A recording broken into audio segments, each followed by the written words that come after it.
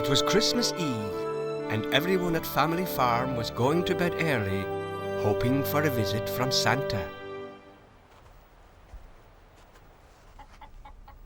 "Early to bed and a Merry Christmas," said Roy to the hens.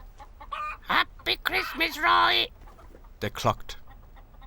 Roy switched the light off and shut the door.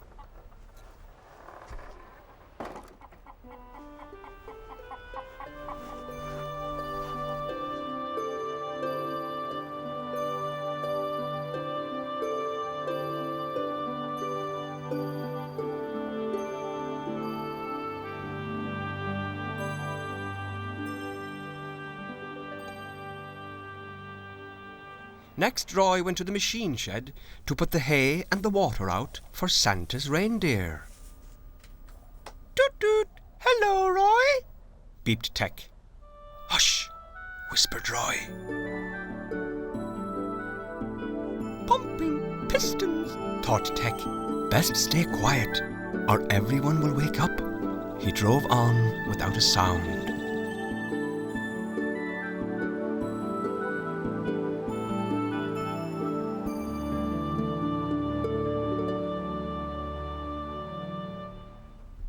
Katy was already in bed. She was leaving a very important note for Santa Claus. Lots of love from Katy. On the bedside table, Katy's mum left a mince pie and a glass of milk for Santa. "There," she said, as she tucked Katy in. "Good night, Mum." "Sleep tight, Katy."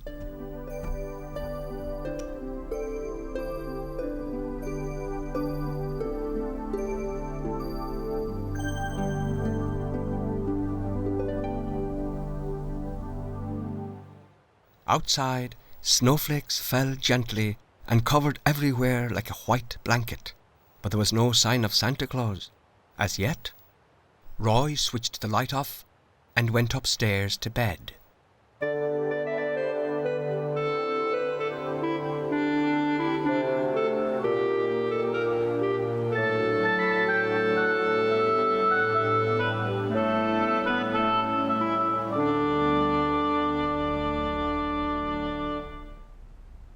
By now, Tec's engine had stopped running.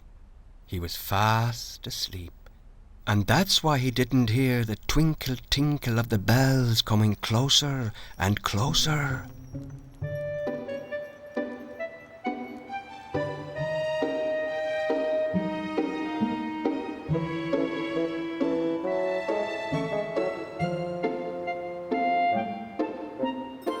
And that's why he didn't see Santa's sledge shoot like a glistening comet in a cloud of silver dust across the dark night sky.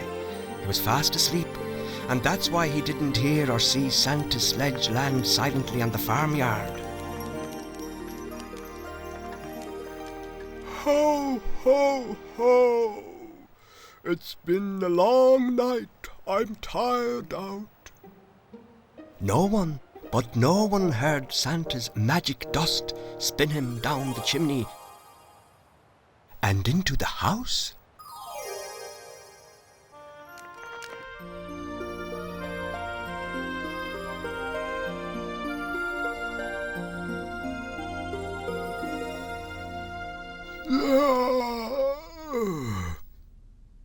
He spotted his snack. Katy, you're so kind.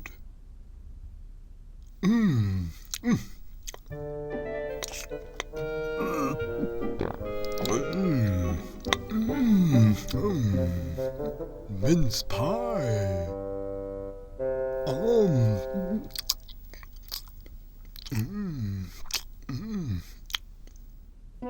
My reindeer will be very glad of the hay and water too.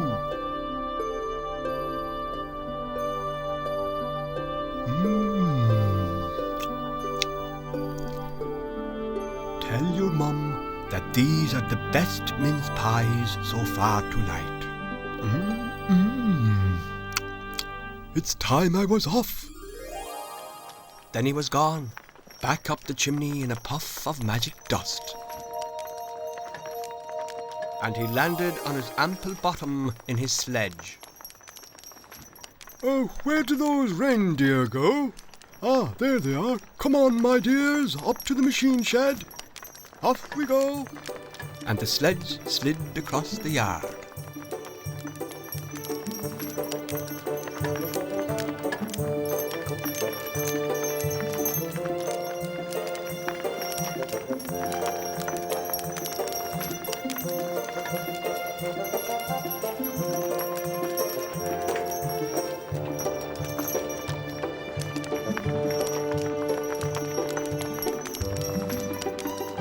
Not too tired then, my dears, said Santa kindly. Here's some hay and water for you.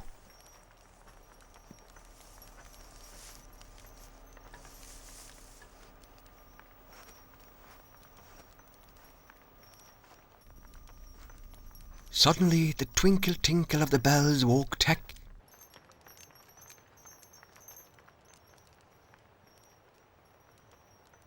And then he heard the door open quietly. He sneaked a sly look around, but soon clamped his eyelids shut as he heard a voice. Ho, ho, ho, said the kind voice. I've got a present for each of you. Santa left a parcel for Mac the mud spreader first. Tec dared open his eyes and saw a red coat and a long white beard. Santa Claus! It was Santa Claus! He was putting something into Big Blue Tractor's stocking. Next, Trev the trailer.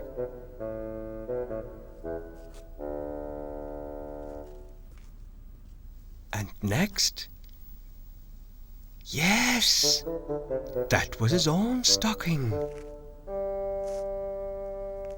Tec quickly shut his eyes and pretended that he was still fast asleep. Then Santa Claus saw the yellow bales of hay in the corner of the shed. Oh, ho, ho, ho, ho. Now that's what I call comfortable. Now where did I put that list? Let's see who's left. A doll's house for Lorne at Hill House, a plane for James at Rose Cottage, a football for Beth at the Willows, a bike at Teddy, and a doll's pram. 6 left. Not bad. I've got time for 40 winks. I think I'll hit the hay, he murmured. Santa felt very comfortable, sat on the bales of hay. This is very comfy, I must say. He took off his heavy black boots, wriggled his toes, and was asleep in no time at all.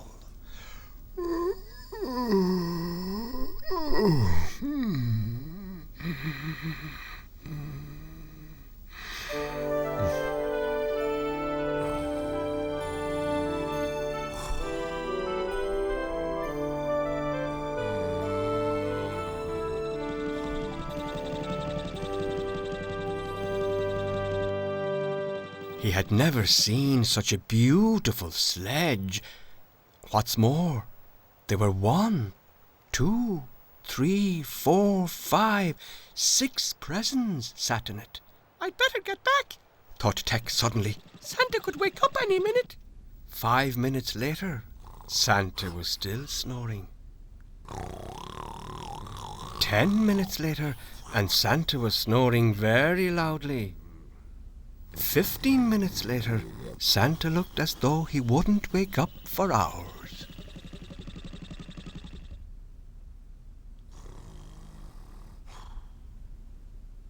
Then Tec had an idea. I know.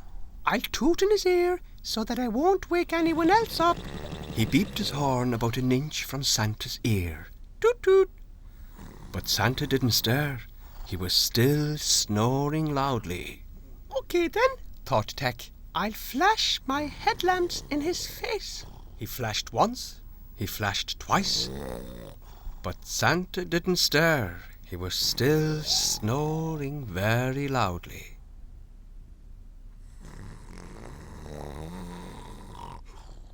Tec thought, I'm sure I can remember the children's names.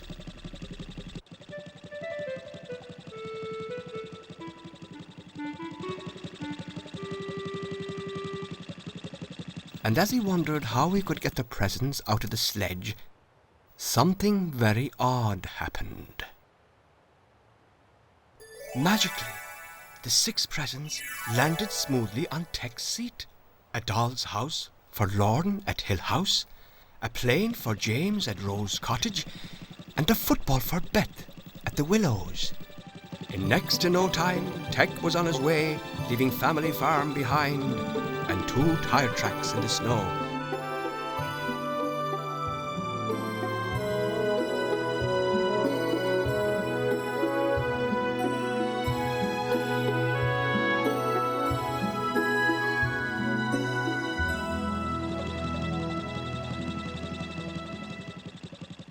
He arrived safely at Hill House. But the door was locked, and he couldn't climb, so how on earth could he get the doll's house into Lauren's bedroom? As he shut his eyes to think, something very odd happened again. Tec was spun into the air in a cloud of magic dust and landed safely in Lauren's bedroom. Rotor motors! He exclaimed. Now that's what I call magic. Happy Christmas, Lauren, said Tec as he left her present. He clamped his eyes once more, and the next thing Tec knew, he was outside Hill House once more. Toot toot, beeped Tec. This was very exciting, and away he went up the lane.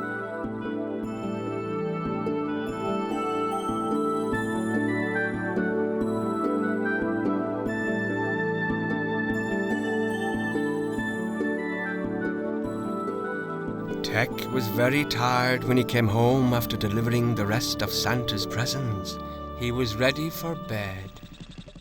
When he sneaked through the door, Tec saw that Santa was still snoring very, very loudly, and decided to slip into the shed very, very quietly.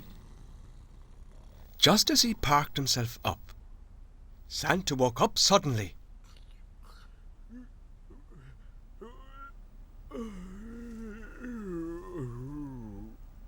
Baubles and bells!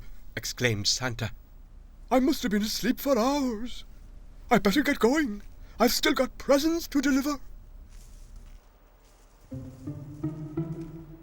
My presents! I'm sure I still had 6 to deliver. Where are they?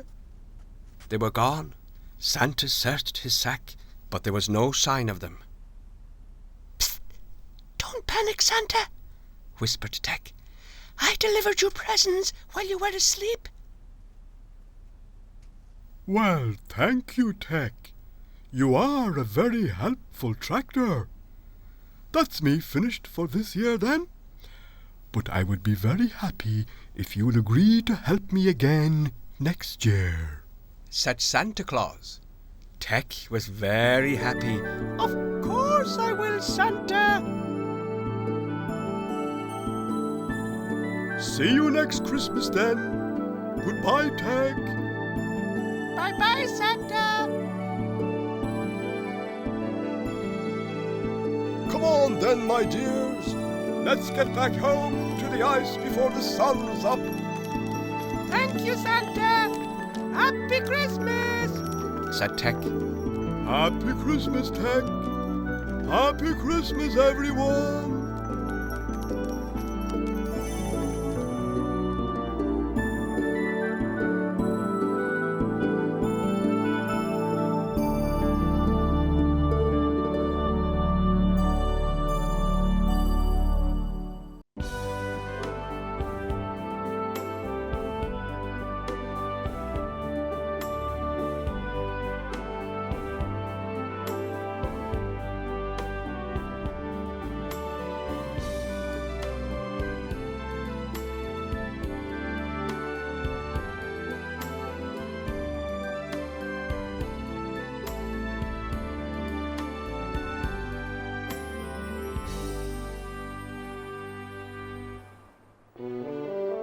It was autumn once more. The leaves had fallen from the trees, and the days were getting shorter. Someone at Family Farm had been very busy indeed, gathering firewood, old tires, and plastic bags. Katie was the one who had been working hard, and she was very lucky that she had two friends who were very ready to help her. Tommy the trailer was full to overflowing with old sticks, boxes, and rubbish of all kinds.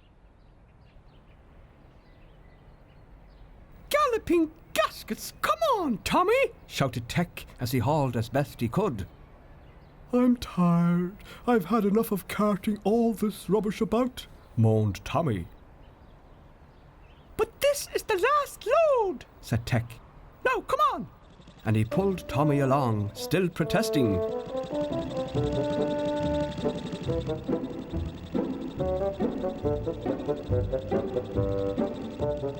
But why were they carrying all that rubbish? What on earth were they going to do with it?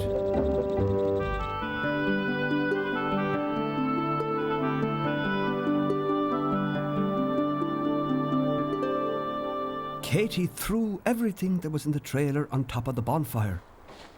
Finished at last, thank goodness for that, sighed Tommy the trailer happily. But Katie was very quiet. What's wrong, Katie? Asked Tec. The bonfire isn't big enough, she said sadly. We need more things to burn. But where would they find more wood and rubbish? There was none left at Family Farm. I know, Katie. There are plenty of old tires near the silage pit. I'll go and fetch them, said Tec. But Katie shook her head. The tires were very heavy, and anyway, it would be night before long. Then they heard Molly calling, Katie, time to come in. It'll be dark before long. And off went Katie. Thanks, Tec. Thanks, Tommy. I'll see you tomorrow, said Katie. Good night. Good night. Good night, Katie. Good night, Katie.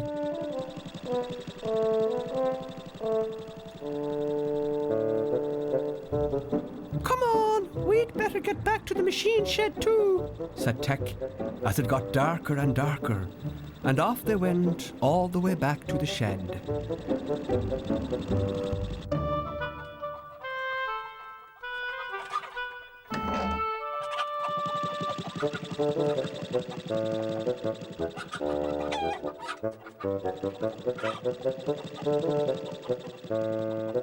Good night, Tommy. Good night, Tec. And the two little machines slept until it was morning. Cock-a-doodle-doo, get up! Sang Kang the cockerel, waking everyone on the farm. But things were already moving in the machine shed. Someone was quarrelling. No, I'm not coming with you, said Tommy the trailer. But you must, said Tec. We've got to go and look for more things to put on the bonfire. Oh, no, not again, complained Tommy. But what were they going to put on the bonfire? They'd collected every little bit of rubbish yesterday. I know, said Tec. Why don't you go and ask Roy if he's got something to burn? And off they went. And who should arrive at that moment but Molly? And before she could even say hello, Tec had asked her, Do you have anything we can put on the bonfire, Molly? Oh, no, I don't think so. But Molly was very interested in the bonfire, and she went with Tec and Tommy to look at it.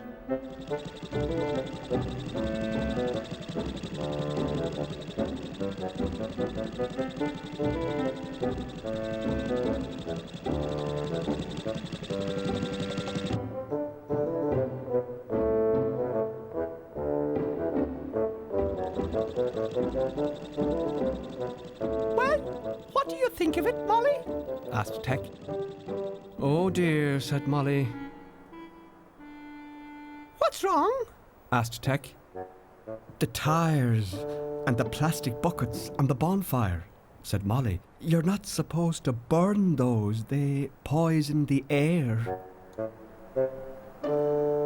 "Galloping gaskets, but nobody told us that," said Tec. And then Roy came along. "Just look at what's on the bonfire," said Molly. "Oh dear," said Roy. "I'd better take these to the rubbish dump to be buried." And he grabbed a tire from the bonfire while Molly collected the plastic bucket.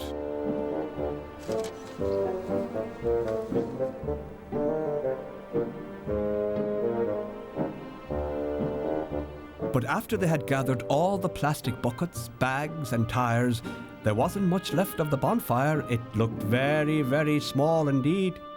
"Galloping gaskets, the bonfire is even smaller now," said Tec. "Yes, it is," agreed Molly. "It'll be big enough," said Roy.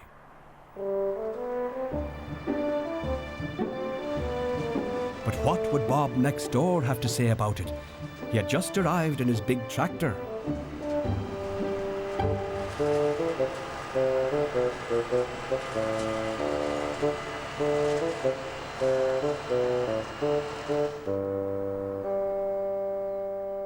Hello, everyone, said Bob. "What do you think of the bonfire?" asked Roy. That's why I've called by. I was cleaning out an old storeroom this morning and I've got a trailer full of old wood and planks that need burning. "A whole trailer full?" Tec opened his eyes wide. Yes, and it's a big trailer too. Much bigger than you are, Tommy, said Bob. Well, yes, said Tommy, offended. "I haven't finished growing yet." Then you'll have to eat more, Tommy. "Suffering sparklers, Katie will be pleased," said Tec.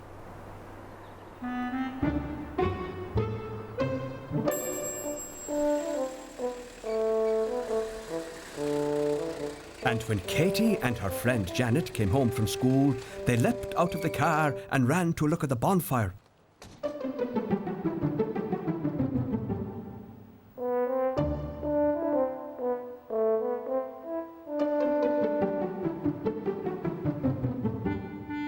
"Oh, what a splendid bonfire," said Janet. "It's ginormous," said Katie. And they both rushed off to the house to help Molly get things ready.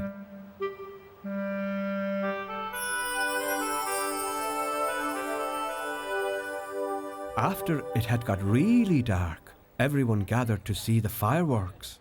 "When do we set off the fireworks, Molly?" asked Tec. "Oh, in a minute, Tec, after Bob has arrived," said Molly. At last, Bob came. Hello, everyone, he said happily. "Hello, Bob," everyone replied. Roy lit the bonfire.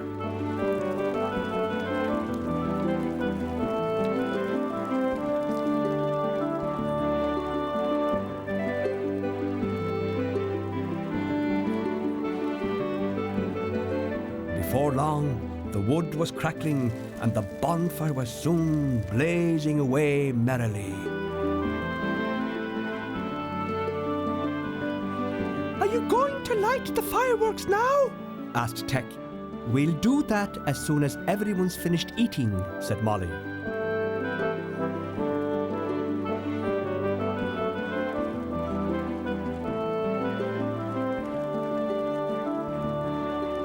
And while everyone was eating, Tec went off to fetch Tommy the trailer in case he missed the fireworks.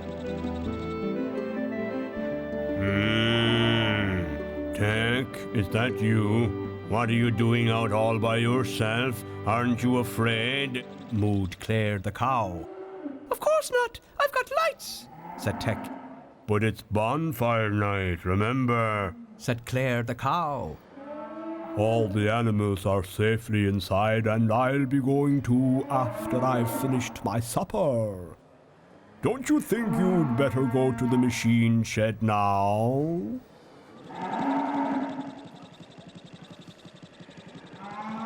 As he went on his way, Tec wondered what was wrong with the animals. Why didn't they like the fireworks and bonfire night? As they drove out of the machine shed, Tec and Tommy were looking forward to seeing the fireworks. But that very second, there was a loud scream and a big bang, and the sky lit up all over.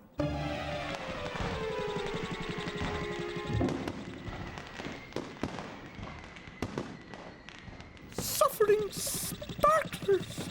Tec got the fright of his life. What was that, Tec? Asked Tommy the trailer, his voice shaking. But before Tec could reply, there was another bang and an explosion. Oh my goodness. What's happening, Tec? Don't be scared, Tommy. It's only lightning. But the lightning didn't stop. There must be a huge storm somewhere, and I don't like storms, said Tommy the trailer. I want to go back to the machine shed.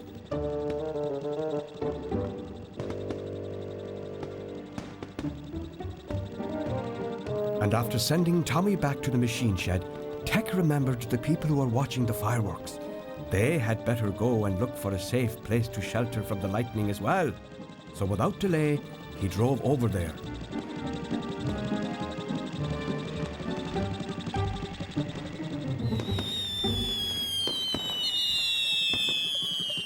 But when he arrived at the field, no one was afraid at all. Everyone was laughing and looking up into the sky. And at that very minute, some fireworks shot into the sky and exploded into thousands and thousands of little stars. Galloping caskets! What's that? Asked Tec, staring in surprise at the strange lightning. Fireworks, Tec! Said Katie, who had a sparkler in her hand, and then a rocket screamed up into the air before exploding in a burst of colours.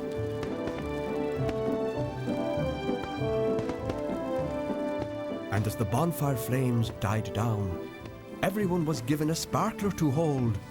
Very carefully, of course.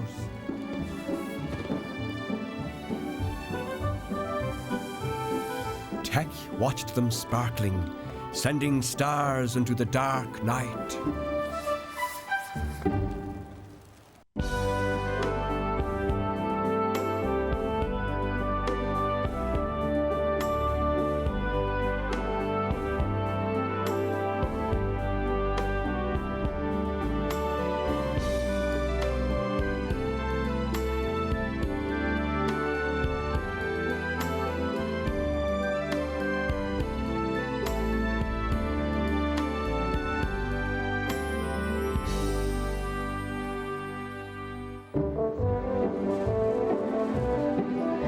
The midsummer fair was in town, and Tec had gone there with Molly.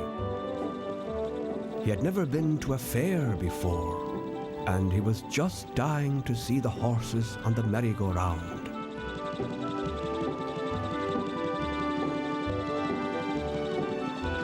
What fun it all was, full of people and children and dogs all weaving in and out of each other like worms in a wormery. Galloping caskets! It's as busy as a fair here! Exclaimed Tec. But that's exactly where we are, in a fair, said Molly. Oh yes, I forgot, laughed Tec. But there was no time to stand still in a fair. Everyone wandered from stall to stall, looking at all the different things for sale. Can we go to see the little horses now, please, Molly? Asked Tec. In a minute, after we've gone round all the stalls, said Molly. And there were stalls of every sort to be seen. Clothes stalls, fruit stalls, china stalls. Now don't touch anything, said Molly, afraid he'd smash the china into little pieces. I won't, said Tec. Oh, this is pretty, said Molly. Yes, it is, said Tec. How much is it? £5, said the boy. Thank you very much, he said. Bye, said Molly. Beep, beep, Tec hooted his horn, and off they went. But as they left, Tec's wheel got caught on the leg of the table until the china rattled, and Molly rushed to catch it in case it fell. "Tec!" Molly frowned at him as they hurried away from the stall.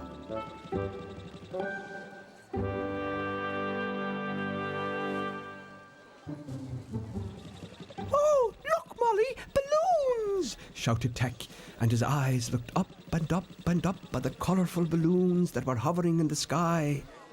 "May I have a balloon, please?" asked Molly. "Here you are," said the man as he tied the cord to Tec's driving wheel. "Let's see now. 1, 2, 3.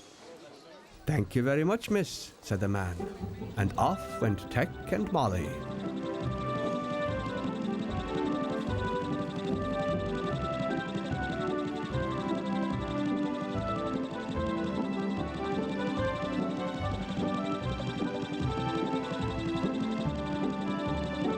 "Oh, just a minute," said Molly, when she saw a stall which sold all kinds of children's clothes.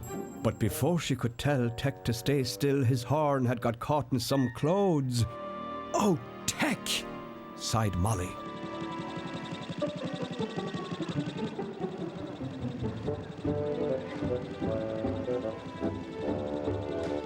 Yes, it was very difficult to steer through the crowd of people in the stalls, and one of Tec's rear wheels squashed a box of fruit, and the oranges spilled all over the pavement. "Oh, Tec!" scolded Molly as she tried to sneak away. "Hey!" The man at the fruit stall shook his fist at them.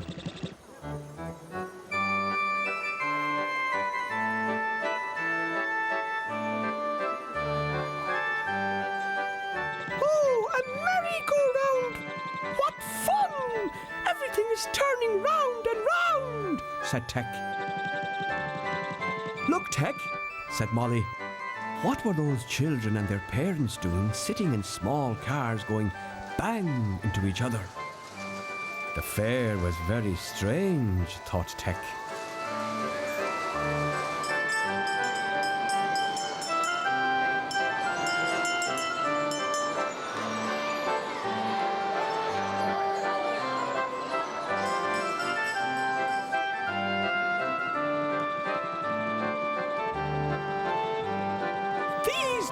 Are very odd, said Tec. They're all yellow and their beaks are wide open. And then he saw 2 children putting balls into the ducks' beaks. As long as the balls fell in the right places, the kids would win a prize.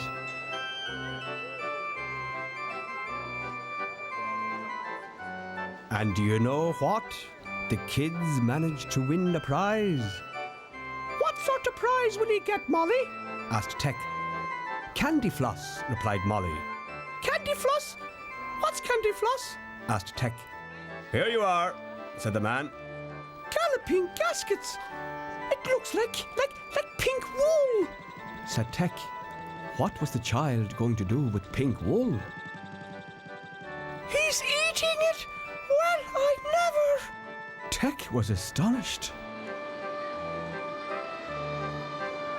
Then Molly noticed the coconut shy, and she wanted to have a go.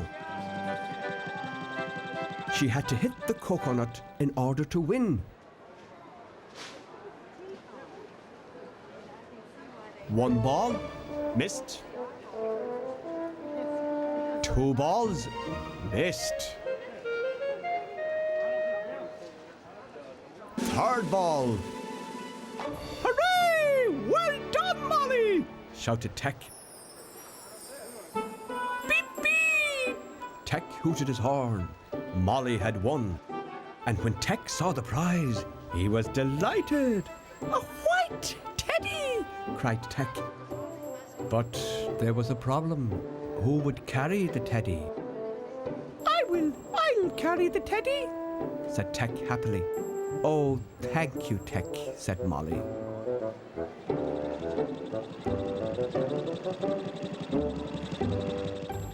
Galloping gaskets!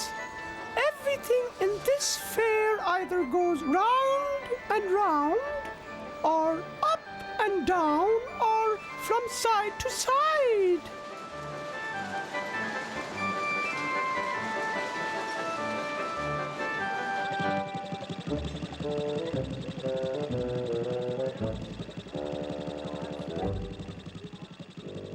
This isn't fair, said Tec to the white teddy. I'd like to jump up and down or be whirled around and round too. And me, said the teddy.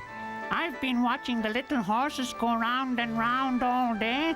The little horses, where are they? Asked Tec as quick as a flash. Please, can we go to see the little horses now, Molly? Of course, said Molly, and off they went.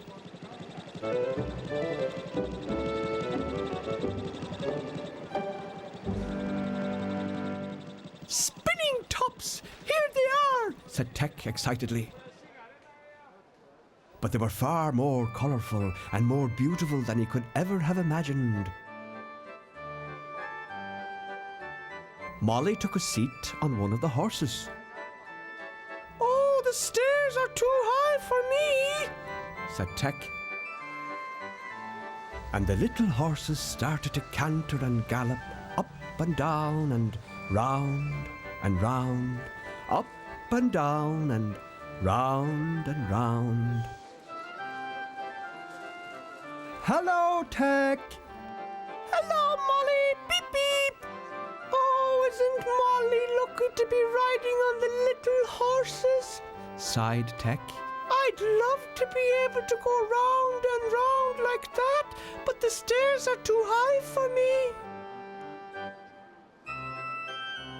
Yes, they are, said the white teddy. Then Tec had an idea. Come on, he said to the teddy. We'll go for a ride. On the little ponies? Asked the teddy. Yes, said Tec.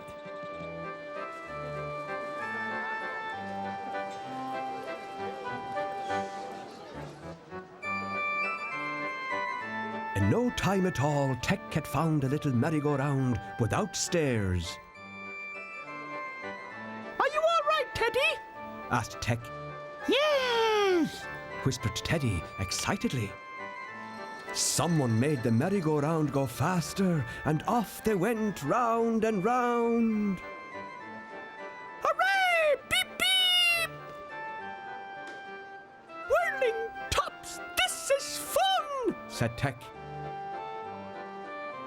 Hold your horn again, Tec, said the white teddy. Beep, beep! Beep, beep!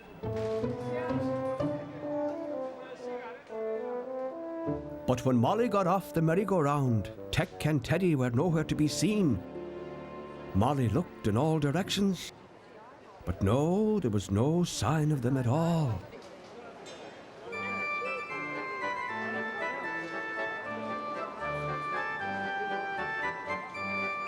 She couldn't see Tec and the teddy happily whirling around next to her.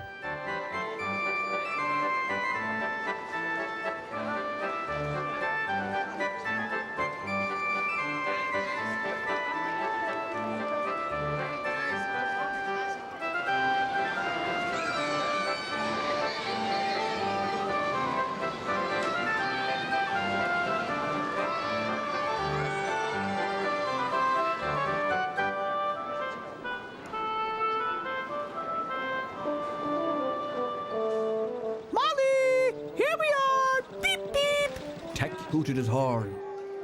Tec, where have you been? Asked Molly. Oh, nowhere, just round and about the place, said Tec. Yes, round and round and round and round, said the teddy in a happy voice.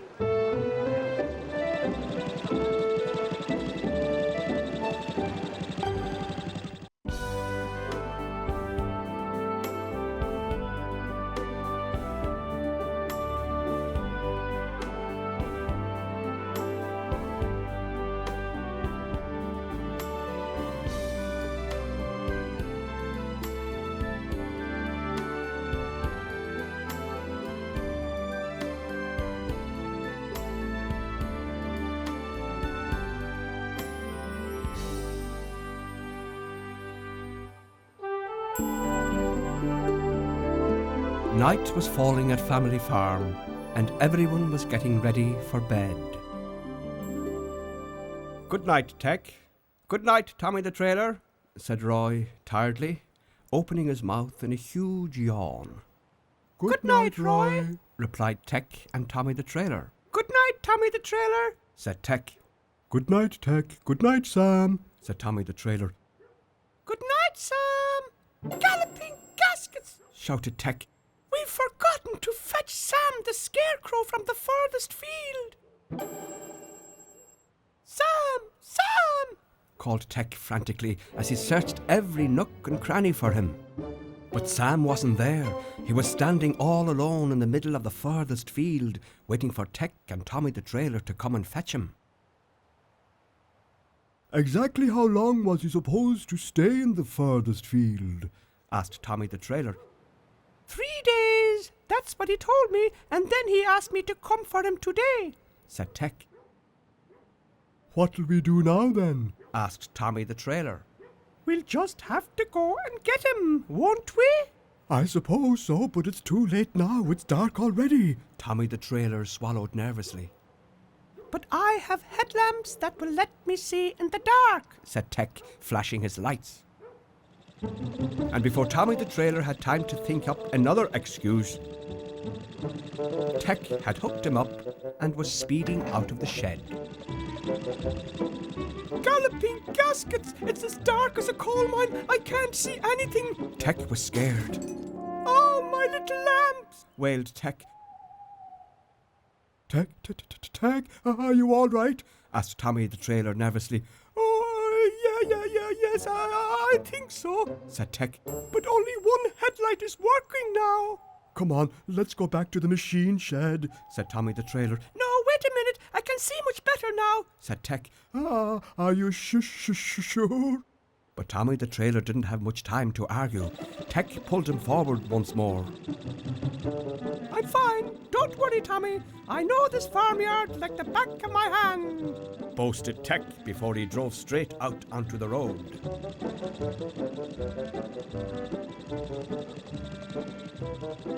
Suddenly, Tec slowed down. What's wrong? Why are you slowing down? asked Tommy the Trailer. The pond has moved, said Tec. The pond moved? What pond? Where has it gone to? asked Tommy the Trailer. The duck pond, of course. It should be here, in this corner. Oh, yes, it should be, agreed Tommy the Trailer.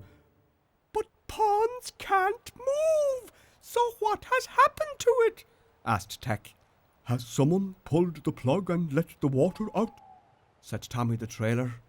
Or perhaps had Tec and Tommy the Trailer made a mistake and were in the wrong field? Galloping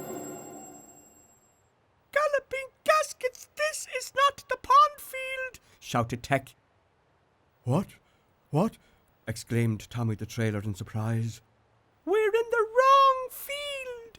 This is the flat field, not the puddle field. And they drove carefully through the gate.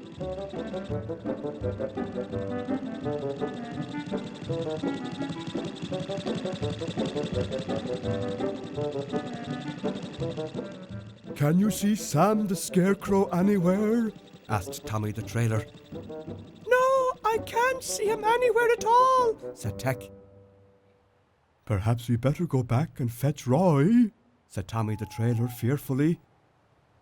But we can't turn back now, not when we've reached the furthest field, said Tec. And he called out, Sam! Sam! That's him! He's here! Did you hear him? asked Tec. Yes, I heard him, said Tommy the Trailer happily. Come on, over here, said Tec, and they both drove off in the direction of the voice. Are you sure this is the right way, Tec? I can't remember coming this way when we came out to see him before. Do you think you'd better give him another shout just to make sure? Oh, all right, said Tec, and he hooted his horn and called out to Sam once more. Beep, beep, Sam! And the very same noise came back to them. Beep, beep, Sam! What was Sam doing? Was he playing games with them? Ask him if he can see us, said Tommy the trailer. Beep beep! Can you see us? Asked Tec. Beep beep! Can you see us? Said Sam in a voice that sounded exactly like Tec. But why was Sam repeating everything they said? Galloping gaskets! Exclaimed Tec.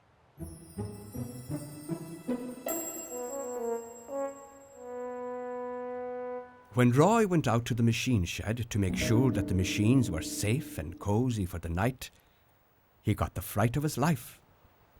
Tec and Tommy the trailer were nowhere to be seen. Goodness, where on earth had they gone? Perhaps the naughty little imps had sneaked out to the hay shed to see Sam the Scarecrow and to hear about his holiday. Roy had fetched Sam from the field immediately after tea and had taken him to rest against the bales in the hay shed. "Sam," asked Roy, "have you seen Tec and Tommy the trailer around the place?" No, said Sam calmly.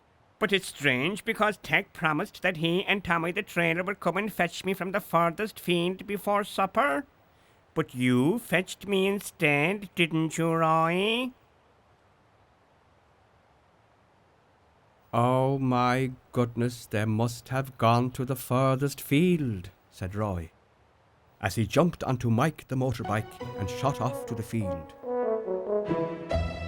Galloping gaskets, what's going on? Asked Tec loudly. Galloping gaskets, what's going on? Said Sam, mimicking him once again. Sam, don't repeat everything we say. Said Tommy crossly. Sam, don't repeat everything we say. Said Sam crossly. Sam! Roared Tec. Sam! Look, that's enough of your nonsense. Said Tommy the trailer. Look, that's enough of your nonsense. Said Sam. Do you think he's ill? Whispered Tec. Well, there's something wrong, agreed Tommy the trailer. I've never seen him behave like this before. Me neither, said Tec. Perhaps we'd better fetch the doctor. Good idea, said Tommy the trailer. Sam! Tommy and I are going to fetch the doctor! Shouted Tec. Sam! Tommy and I are going to fetch the doctor! Shouted Sam. This is serious. We'd better go back and get Roy at once, whispered Tommy the trailer. Good idea, whispered Tec. And off they went.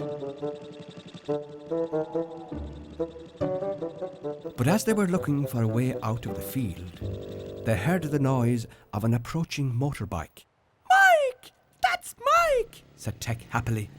And who should emerge from the darkness but Mike the motorbike with Roy on his back. Roy! Roy! Over here! Over here! Called Tec. Roy, Thank goodness you've arrived! Said Tec. Yes, indeed, said Tommy the trailer.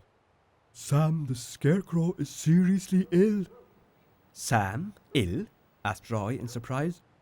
Yes, he's confused, and he repeats everything we say.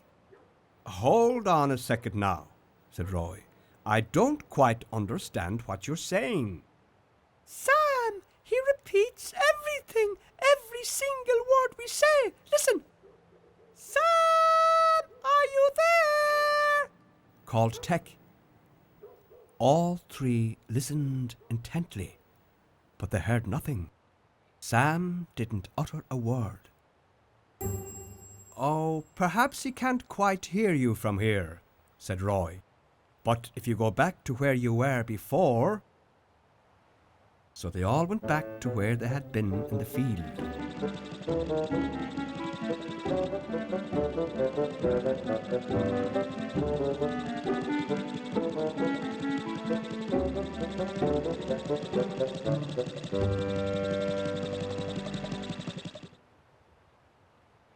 Now then, try again. I'm sure he'll be able to hear you this time, said Roy. And Tec called out to Sam once again. Sam, are you there? And Sam replied, Sam, are you there? There you are, Roy. Did you hear that? asked Tommy the trailer. do you think has happened to him, Roy? Asked Tec. But Roy didn't reply. He was rolling about with laughter. What's the matter, Roy? The two asked in surprise. Oh dear, said Roy. How can I explain? Sam isn't ill. To tell the truth, he's not even in this field. Huh? So, who is repeating everything we say then? Asked Tec. No one, said Roy. It's an echo, throwing your own voices back to you. Echo? Asked Tommy the trailer. Echo? Asked Tec. Yes, just listen, said Roy. Then he shouted out, Hello! Hello! Hello! Hello! Echo?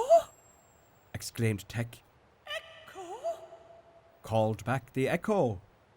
Echo! Echo! Yelled Tommy the trailer. Echo! Echo! Shouted the echo. Can you shine your lights on the echo so that we can see it, Roy? Asked Tec. But Roy shook his head. No, no one can see an echo. They can only hear it. So where was Sam the Scarecrow then? Oh, said Roy, I forgot to tell you. I took him back to the hayshed after tea. Galloping gaskets. You do need a lot of patience sometimes, sighed Tec. Galloping gaskets. You do need a lot of patience sometimes, said the echo. And the three of them started laughing happily.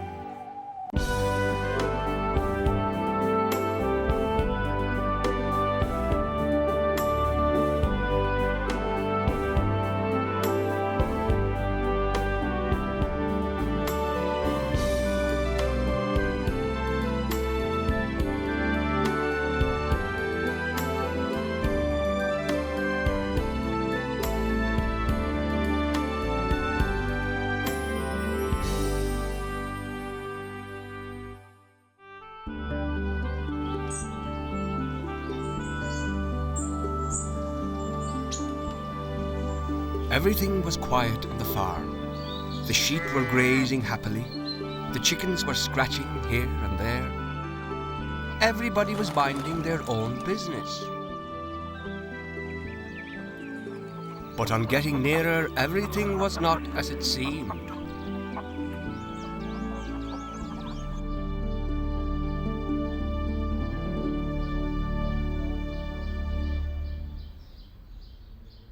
Tec was woken up by arguing. He opened one eye, and then the other, and then opened his mouth wide. I've never had new shoes. Why should he have new shoes? Well, because his feet are not the same as our feet. No. His feet must be more important than anybody else's feet on the farm. Goodness me! Who's making all the noise? New shoes? Who's having new shoes? Said Tec.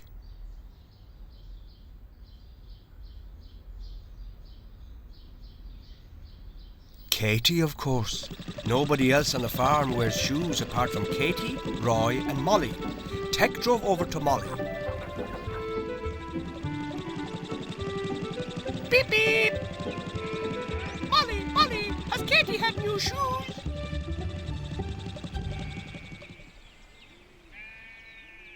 No, Tec, no, Thank you, Molly.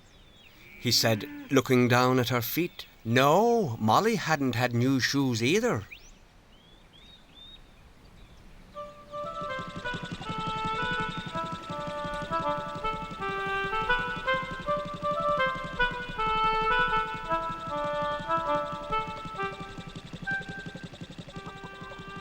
Tec saw Ken and the chickens and moved towards them. Perhaps one of them had had new shoes. What is wrong, Tec? Said Ken. Well, you have very strange feet, said Tec. My feet are better than your wheels. At least I will never get a puncture. Tec looked at Ken's feet. He only had 3 toes and 3 long nails.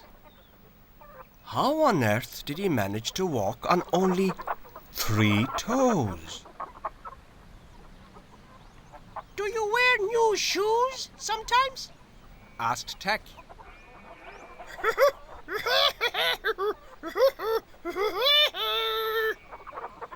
What do you mean, shoes? No, I have perfect feet. I also have a very dangerous claw. Look! Goodness me! What dangerous feet!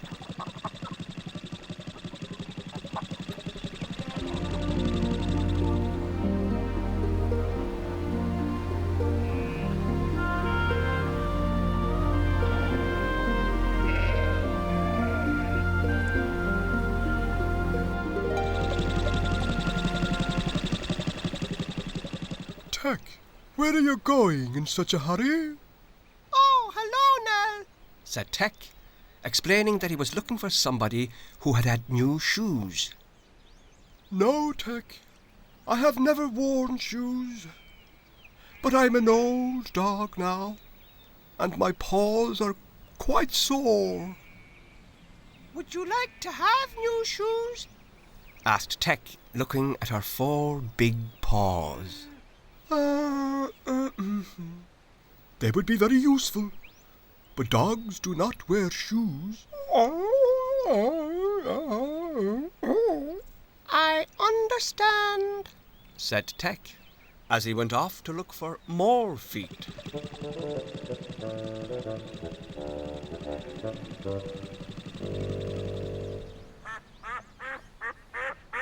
Very interesting feet, said Tec to himself as he saw the family of ducks waddling along. Hey, wait a minute! Shouted Tec. What do you want? We're going for a swim. Tec looked at their feet, flat and wide. Tec looked at their feet again. Have you never seen ducks before, Quack? Quack? Yes, I have, but I did not realize how flat your feet were, said Tec. If we had the same feet as chickens, then we would not be able to swim, would we? Tec had begun to lose patience and was about to give up his search when he remembered Sophie the sow. Sophie had hurt her feet. Perhaps she had new shoes and they were tight and hurting her.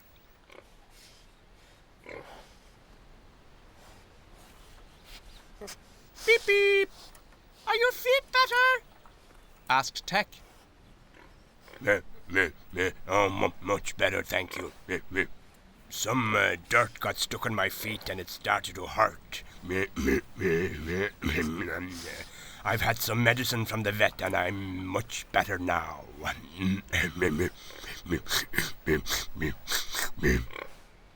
Did you get new shoes? New shoes? What do you mean? I would surely lose them rolling around in the mud.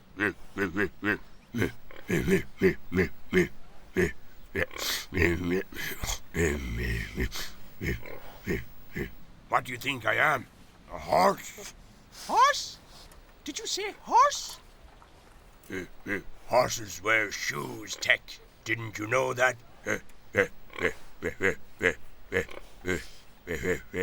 Thanks very much, Sophie. Beep, beep. Why had he not thought of Henry sooner? Of course, Henry the horse wore shoes.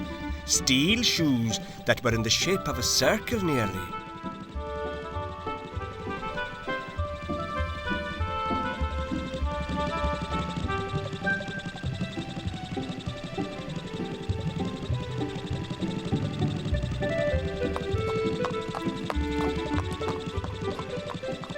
But Henry was not in the field. He was walking across the yard with Roy.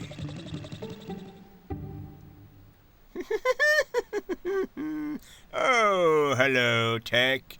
Did you hear what has happened to me? I have been very unlucky lately and lost one of my shoes. The blacksmith needs to come and give me a new one.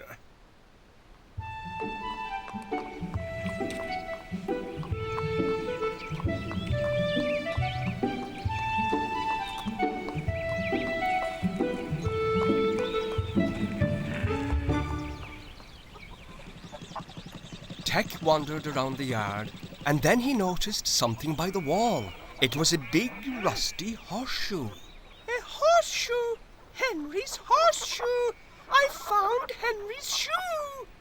No, that's not Henry's shoe. That's a child horseshoe. It's much bigger, said Cluck the hen. Tec saw the blacksmith's van and went over to inspect it.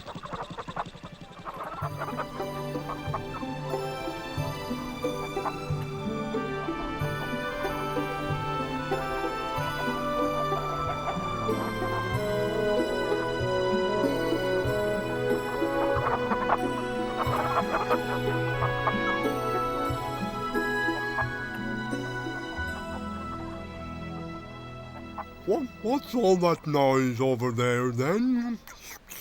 Asked Hassan. It must be him having his new shoes, said Gertie.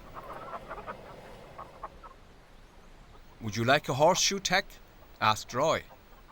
No thanks. I have 4 perfectly good wheels. And that's when Tec discovered that Henry's hooves were very different to that of Sophie the sow and Gertie the goat.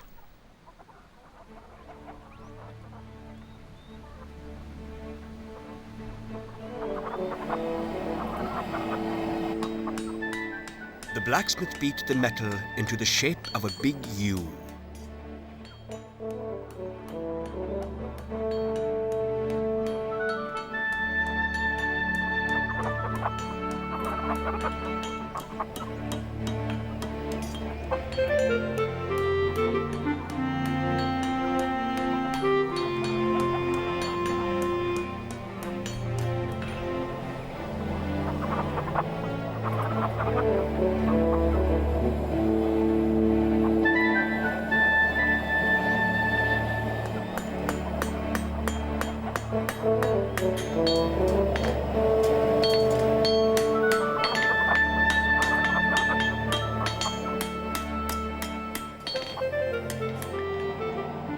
Then he made sure it was exactly the same shape as Henry's hoof.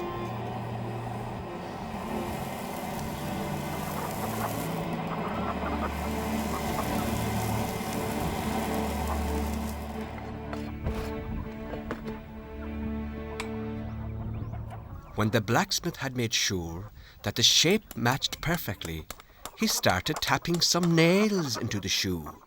Goodness gracious, they are nails! Said Tec. Yes, a nail is needed to hold the shoe in place, said Roy. It all looks very painful to me.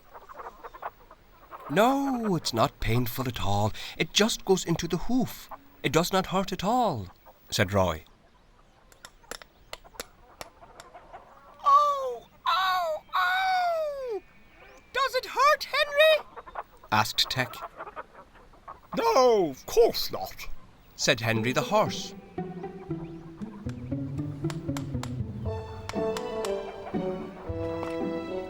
There you are, Henry. All done. Goodbye to you all, said the blacksmith. And Henry put his hoof back on the ground. Roy led Henry back to the field. It was great to listen to the sound of horseshoes on the concrete.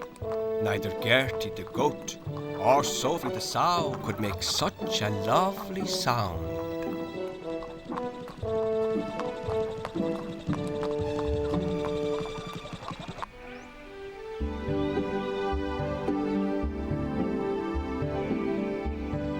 Off you go then in your new shoes, Henry, said Roy. Henry ran happily across the fields with the air in his mane. He was very pleased with his new shoes.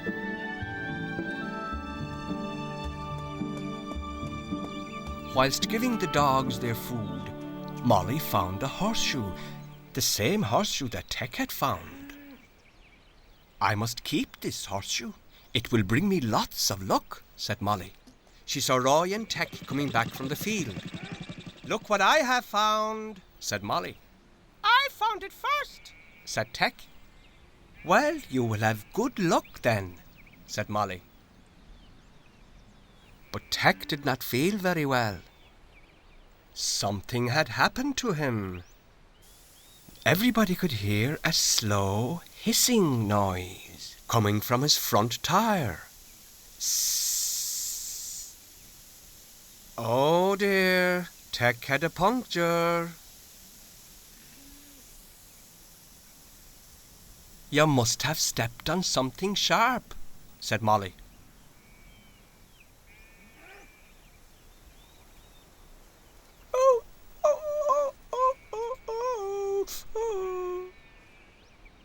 "Does it hurt, Tec?" asked Roy. Yes, it does when I move. Oh, yes, it does hurt. Well, well, you will never believe what is stuck on your wheel. Henry's old shoe," said Molly. I thought that horseshoes brought good luck, said Tec. "Well, not true every time," said Molly.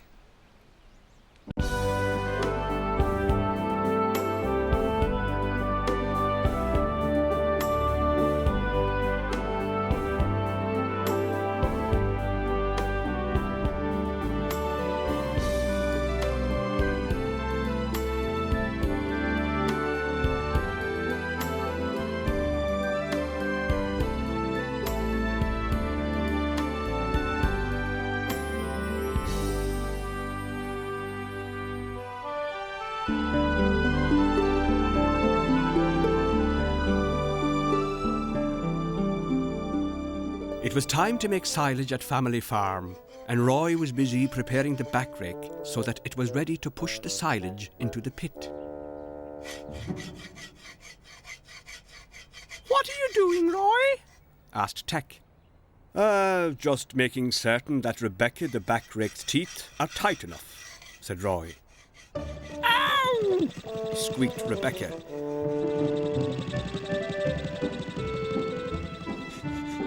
Thank goodness I don't have any teeth, thought Tec as he drove over to the house.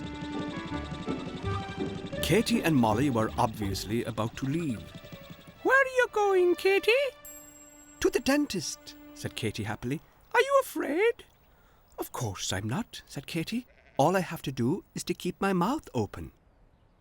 Hey, Katie, don't swallow me up, laughed Tec.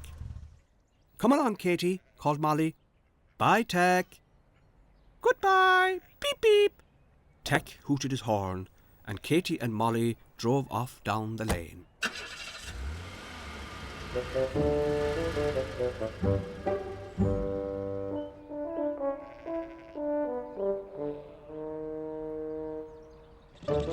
Teeth were funny things, thought Tec. He decided to go and find Henry the horse to see what kind of teeth he had.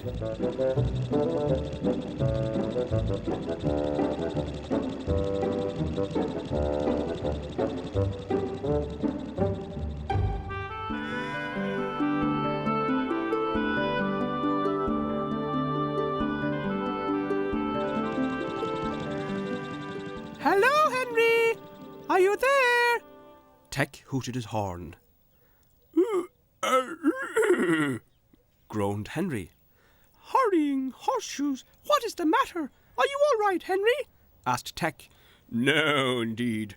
I'm not all right at all. I have a pain in my mouth, and it aches and hurts all over. Oh, oh, oh. Excuse me, Tec. Oh, oh. Poor Henry. He was very uncomfortable. I hope you'll feel better soon, Henry, said Tec.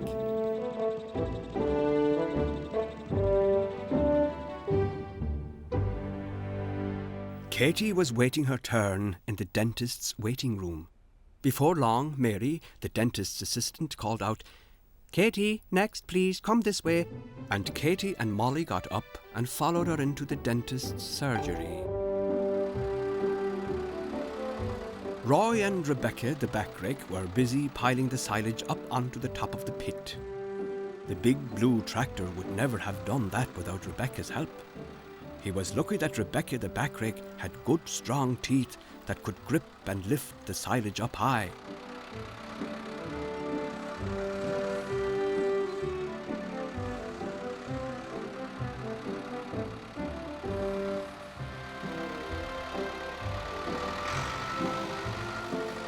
I'd like big, strong teeth like that, said Tec, and off he went to look for a backrake, like Rebecca.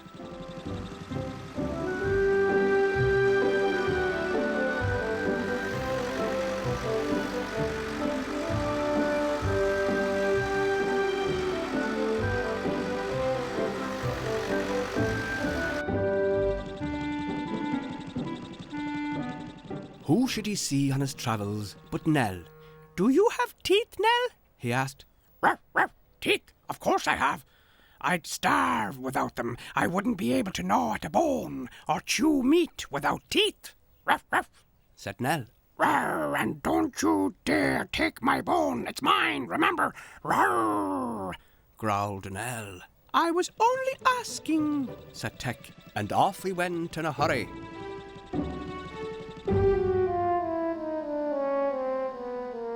In the dentist's surgery, Katy was lying on the comfortable chair. "Open your mouth wide, please, Katy." And the dentist began to examine each tooth carefully.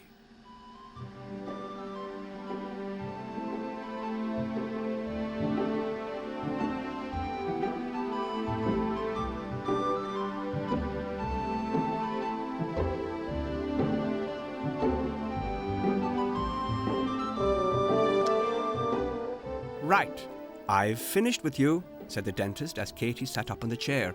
"Excellent. Your teeth are strong and healthy, but you must remember to clean them thoroughly every morning and night." "I will," promised Katy.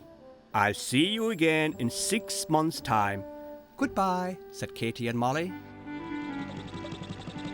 "Are you feeling better, Henry?" asked Tec.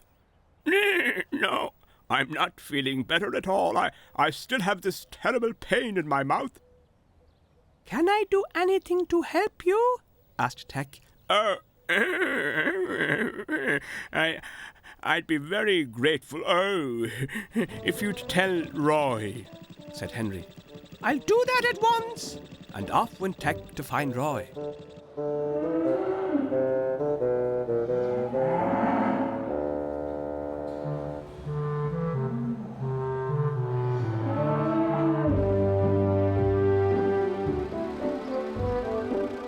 But Roy was still busy with the silage, and it was too dangerous for Tec to go near him. Rebecca, the backrake's teeth, flashed a warning to everyone. "Keep away."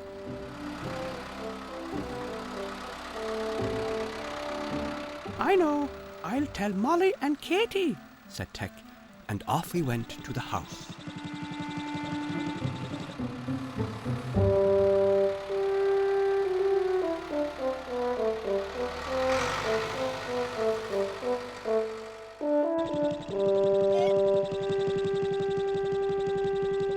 But as he was trundling across the field, who should he see but the ducks and the geese?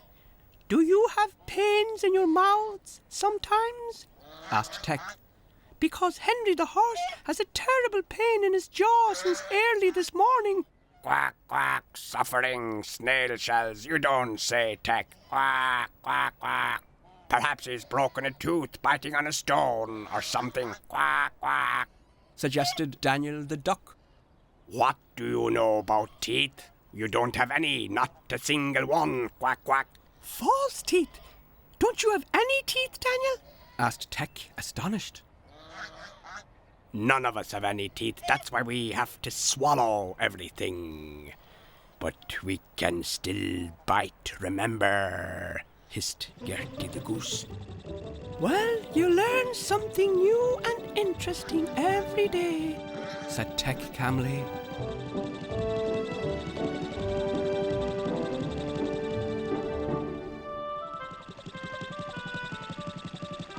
Ginny, do you have any teeth? Teeth? Oh, no, no, no, no, no, no, no. Giggled Ginny. No, indeed. We have beaks. Cackled Nancy. And because we don't have teeth, we never have toothache. Clucked Ginny happily. What's a toothache? Asked Tec. A rotten tooth. Yes, a tooth that goes rotten and bad, and you get a terrible pain in your mouth. Quack, quack, quack. Everyone who has teeth gets it sometimes. Cackled Nancy. Bendy bananas! That must be what's wrong with Henry, said Tec, and he hurried off, hoping Katy and Molly had returned home by now. But before he could reach the house, who should he see but Roy and Rebecca the back rake? Rebecca was looking very sorry for herself. One of her teeth had broken. What happened to your tooth, Rebecca?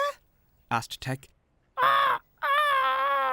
She said, I bit into something very hard and it broke. Oh, poor you, I'm sorry.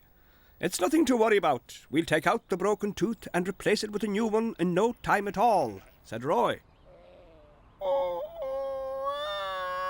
Moaned Rebecca the back rake. Roy took the new tooth and carefully put it in.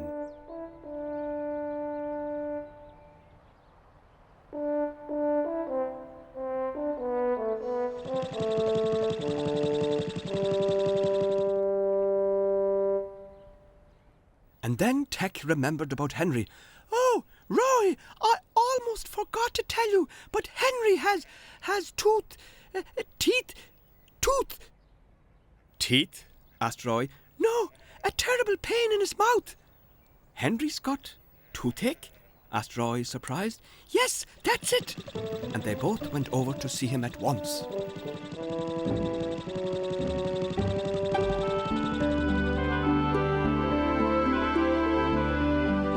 Poor Henry, what's the matter? Asked Roy. Oh, my mouth. It hurts a lot, groaned Henry. Poor you, said Tec. Never mind, said Roy. I'll call the vet, and he'll come to look at your teeth. He won't be long. Thank you, Roy.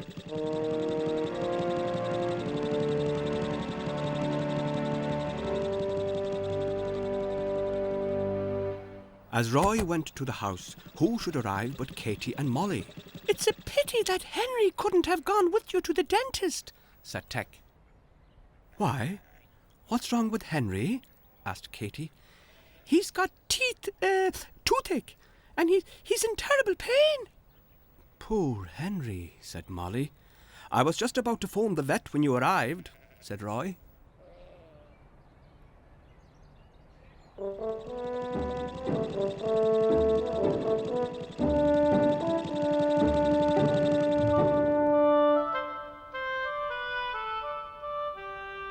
Now, Henry, let's have your mouth open wide, said the vet. But Henry wasn't as ready to open his mouth as Katy had been. He moaned. What great big teeth you've got, Henry, said Tec. He had never seen such huge teeth in all his life. They were yellow and square, but then Henry didn't have a toothbrush and toothpaste to clean his teeth. The vet said, The tooth itself isn't rotten. The problem is the gum. But this medicine should cure that.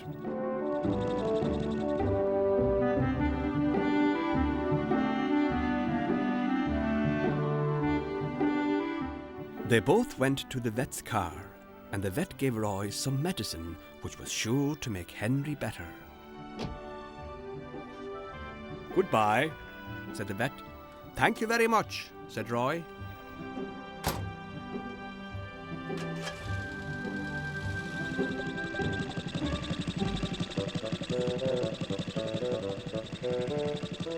As Tec drove towards the house, Molly came to meet him with a back rake in her hand.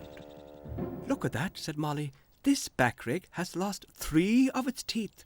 Sometimes, thought Tec, it was very nice to be a little tractor with no teeth at all.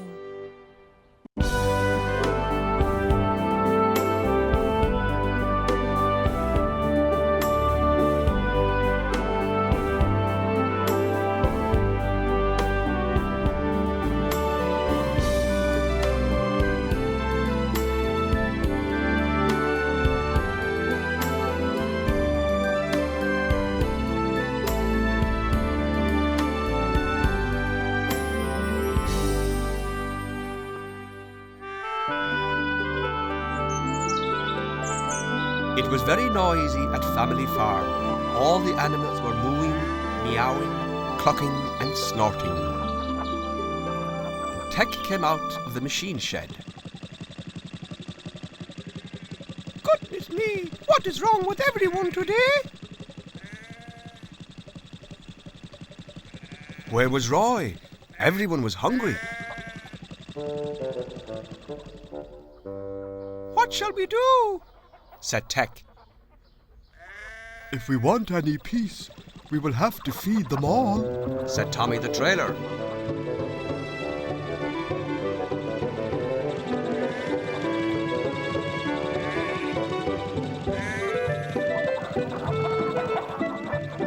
Who shall we feed first? said Tec. Just listen, said Tommy the trailer.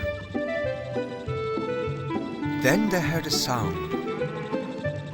That was Daisy. Yes, you're right. And off they went to the cowshed. Goodness me, where is Roy? I have not had my breakfast yet, said Daisy the cow. We think he may have slept late, said Tec. So who's going to feed me today then? What would you like? A little hay, if that's not too much trouble.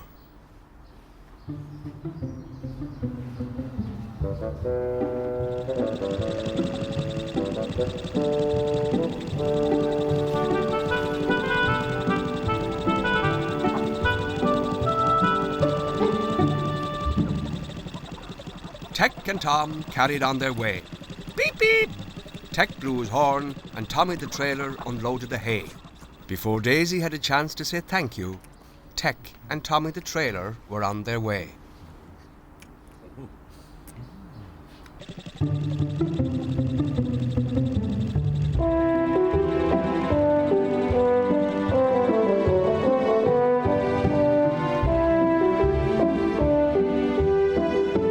Who's next then? Oh, that's Quack Jack and Ducky Jenny and their chicks. And off they went to the pen to fetch grain.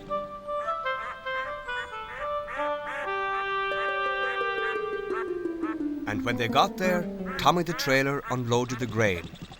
Here you are now, said Tommy the trailer. Where is Roy this morning? said Quack Jack. Then Tec and Tommy the trailer went to look for Jarf and the chickens. Can you hear the clucking? said Tec. Yes, I can hear them. There they are, said Tommy the trailer. And they unloaded the oats in front of them before driving on.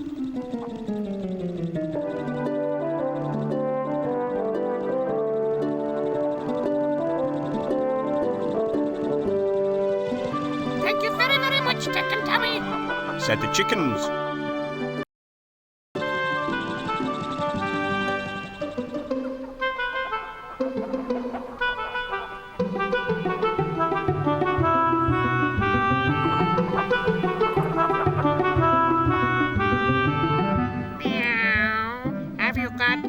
food for me? I'm really hungry, said Kitty the cat. But they did not have any food for Kitty, and they so much wanted to finish before Roy woke up, so they hurried along.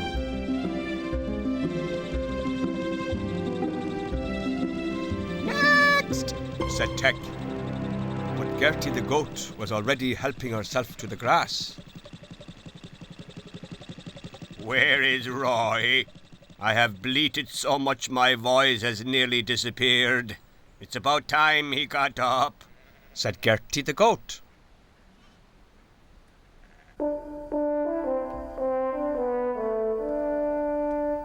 Roy came into the kitchen. He was not yet quite awake. He looked at the clock.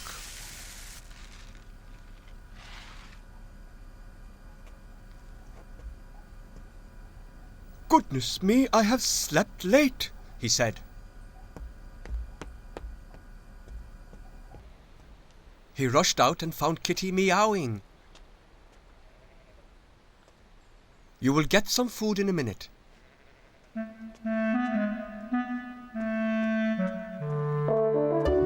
He had not noticed that the chickens were feeding from the grain on the floor.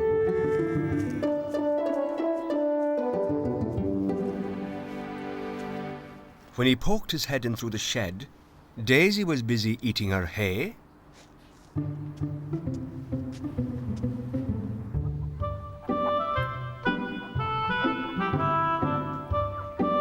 And the chickens were eating as well.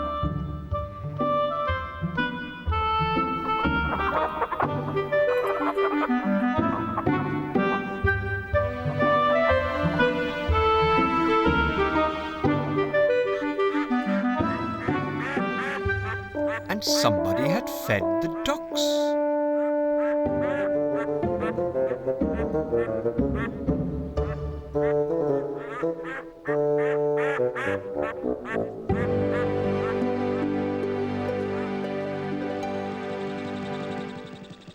Good morning, Roy. It's hard work feeding all the animals, said Tec and Tommy. "Good morning, you two, and thank you very much," said Roy.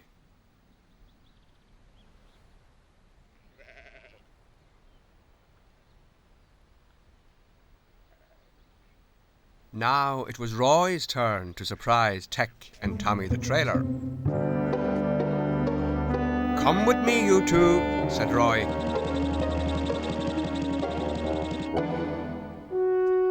What is he doing?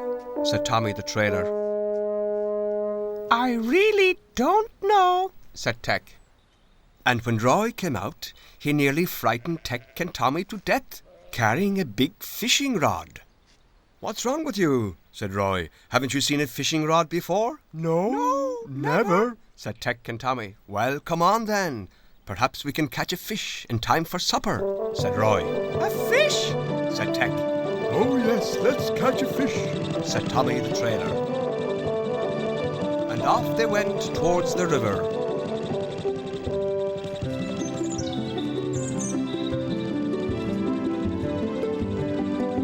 Across fields,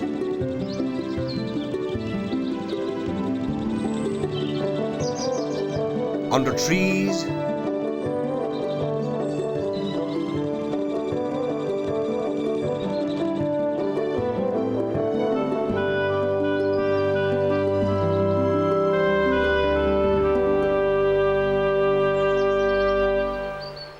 until they finally reached the river. Have we arrived yet? said Tec. "Yes, we have," said Roy. Roy loved fishing, but never got much of a chance because he was always so busy on the farm. My little wheels are hurting me after riding over those fields, and I'm all out of breath, said Tec. Roy was not taking any notice. He was enjoying the sun and getting ready to fish. "What a great place to fish," said Roy. And after throwing some bait into the water, Roy sat back and hoped that he would catch a fish. Have you ever caught a fish? said Tec. "Shh! Don't shout, Tec, or you'll frighten the fish," said Roy. Achoo! Tec sneezed. A fly had gone up his nose. "Tec," said Roy.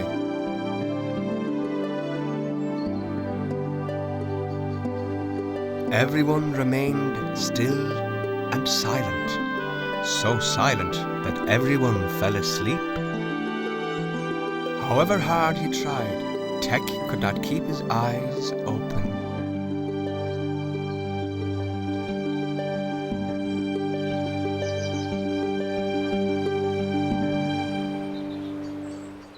Roy was determined to stay awake and catch a fish for supper. Was there something biting? No.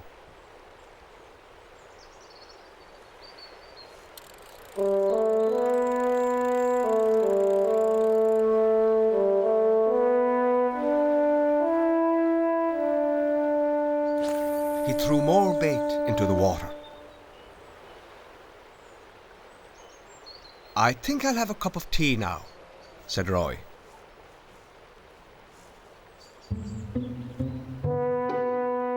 He put his rod down and pulled his flask out of his bag.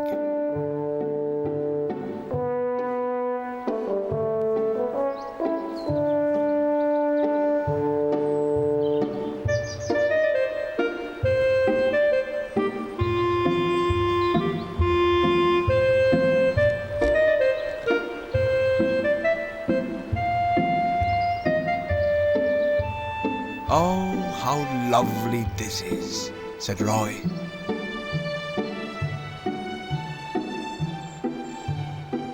Suddenly there was a pull. Roy had caught something. He jumped to his feet.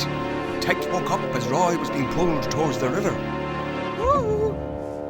Trout! We have trout for supper tonight," shouted Roy.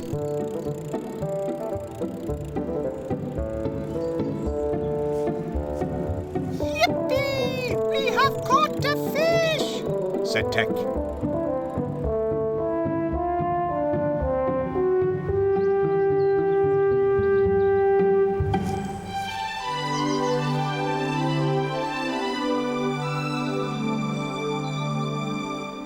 "Well done, Roy!"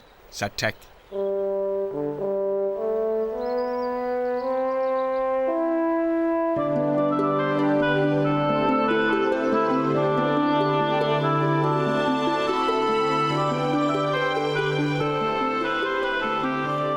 Roy put the fish in his bag, and the three set off for home.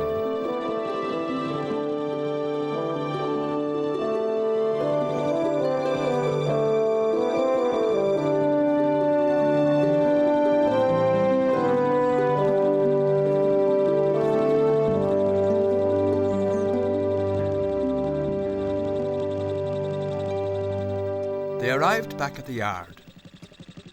Roy was looking forward to his supper. Before going into the house, he carefully put his rod away in the shed. "Right then, where is my fish?" said Roy. But when he looked into Tommy's trailer, it had disappeared. "But it was here a moment ago," said Roy. Roy looked under the truck, but it was not there.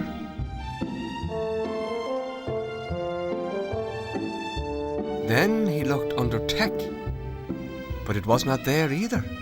"Look, Roy! Look who's eating the fish!" shouted Tec. "Who?" said Roy.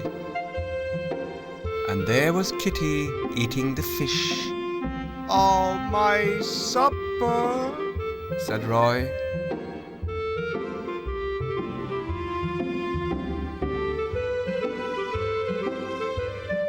But the cat was not to blame.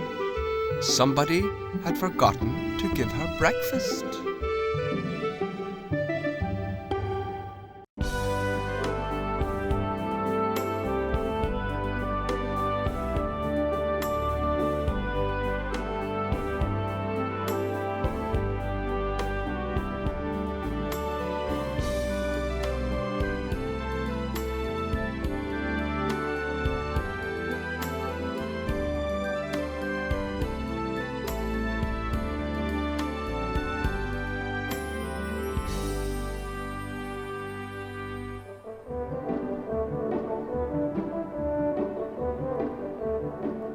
It was a beautiful day at family farm, and the sheep and cattle were grazing happily in the fields.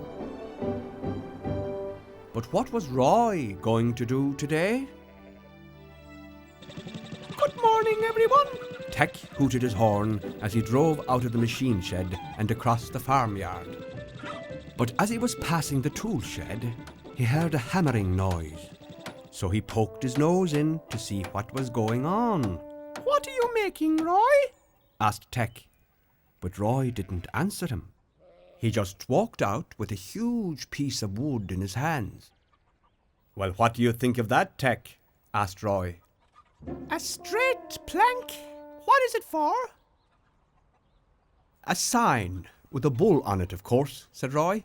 Oh, yes, a notice to tell people to keep out of the field where Benji the bull is grazing. Very good, Tec. So it's clear enough for people to understand, is it? Oh, yes, completely clear, agreed Tec. Will you and Tommy come and help me put it up? Asked Roy. Of course we will, said Tec, and he drove across the farmyard to the machine shed to fetch Tommy the trailer. Tommy, do you want to come out with Roy and me? For a ride? Asked Tommy lazily. No, to place a sign in the field. I really don't feel like it right now. No, thank you. I think I'll just stay here. But before Tommy could make any more excuses, Tec had hooked him up and hauled him out of the machine shed.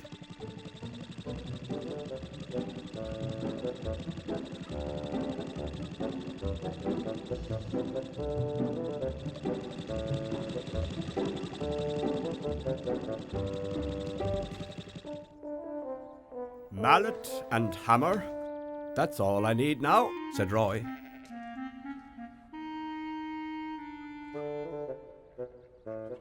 Don't forget the sign, Roy, shouted Tec. I thought I'd forgotten something. Thanks, Tec. A sign? Asked Tommy. Yes, a notice to warn people so that they don't go into Benji the bull's field, said Tec as he pulled Tommy the trailer behind him.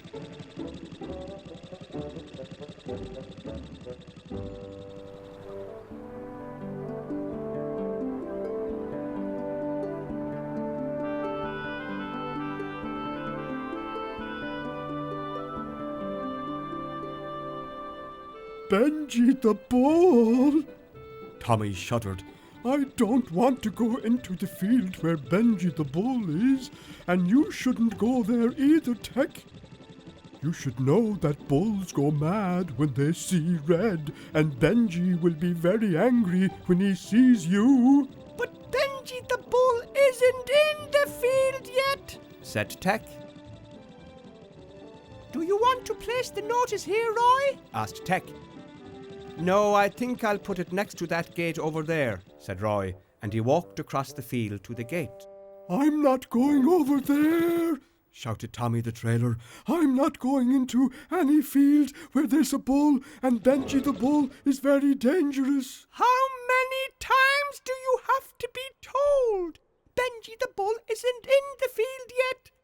Oh, so where is he? In the far field with the cows, said Tec. Whew. Thank goodness for that, said Tommy the trailer. Come on, Roy called to the two. Coming straight away, said Tec, driving across the field after him.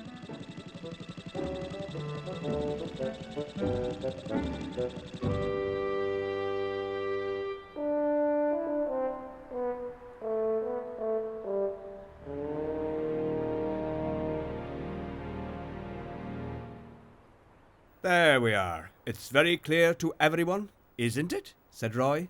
It is, said Tec. I'd only need one look at that, said Tommy the trailer, and I'd have run away as quickly as possible. Really, I would. And after Roy had made certain that the gate was properly shut, the three went back across the field to fetch the cows.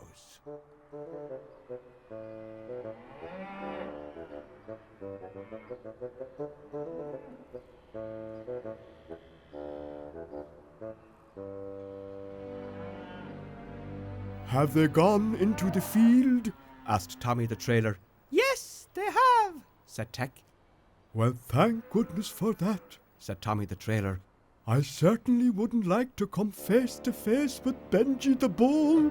No way. And the three of them watched the bull and his family grazing in the field.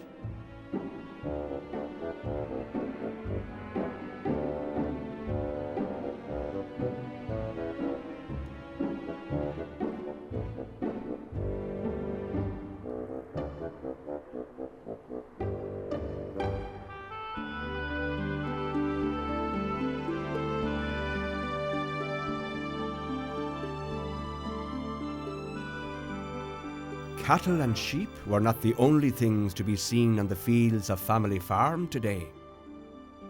Over on one of the further fields was a small purple tent. And yes, there was someone inside it.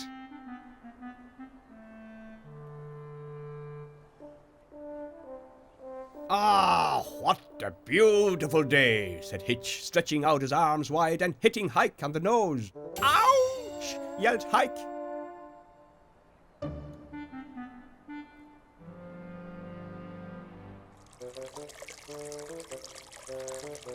Roy was about to go back for his dinner when Tec inquired, "Could we go for a walk in the fields, Roy?" Yes, of course you can, but be sure not to go near Benji the bull's field, said Roy. Oh, don't worry, we won't go anywhere near that field. Tommy the trailer is too afraid. And they both drove across the farmyard.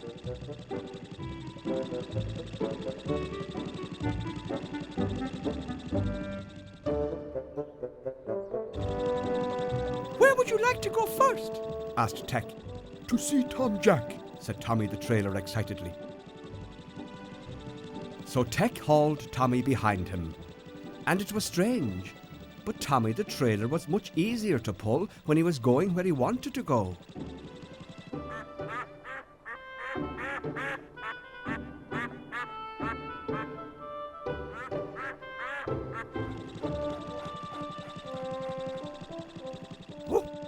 Hello, Tec, said Nell very quietly. What's up, Nell? Why are you whispering? Asked Tec. Has he gone yet? Asked Nell. Who? Asked Tec. Quack, quack. Well, that big bull, of course. Quack, quack. Quacked Tom Jack. Quack, quack. He was so big, he threw a giant shadow across the place as he passed, and quack, quack. Well, you don't need to worry any more, said Tec. Benji is safe in his field. Oh, good. Ruff, ruff. Barked Nell. And Tec and Tommy went on their way across the field.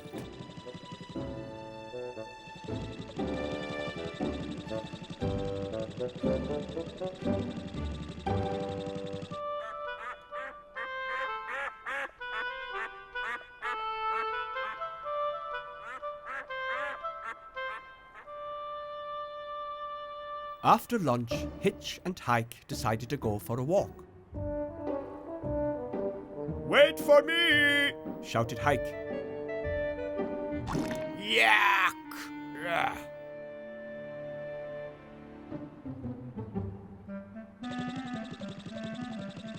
By now, Tec was a little out of breath, as he had pulled the trailer all over the field.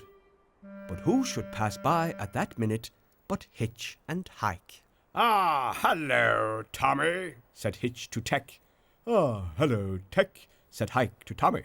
No, I'm Tec. and I'm Tommy. Ah, yes, of course, said Hitch and Hike. Ah, well, goodbye to you both. We need to go this way. Come on, Hike, said Hitch. The gate's over there. And off they went.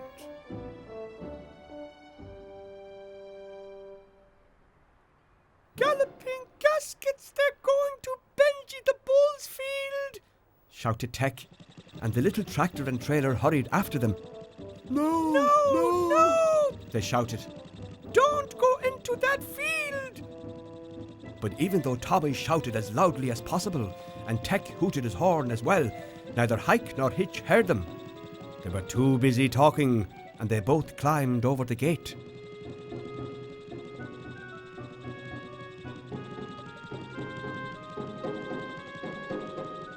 And then they both started to walk across the field.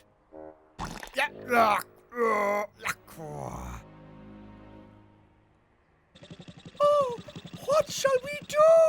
Asked Tec in horror. They've gone into Benji's field.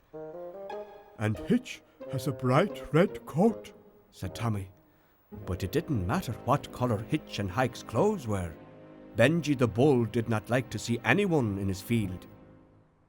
Quick, we'd better go and tell Roy, said Tec, and off they drove like the wind back to the farmyard.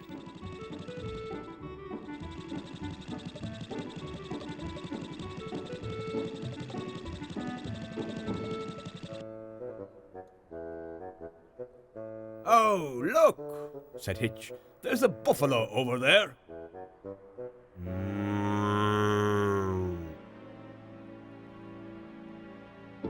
No, that's not a buffalo, that's a bull. The two screamed and ran as fast as their legs would carry them back to the gate.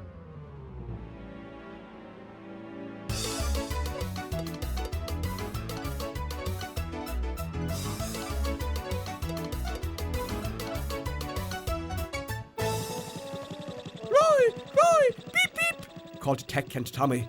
Dear me, whatever is the matter? Asked Roy, coming out to meet them.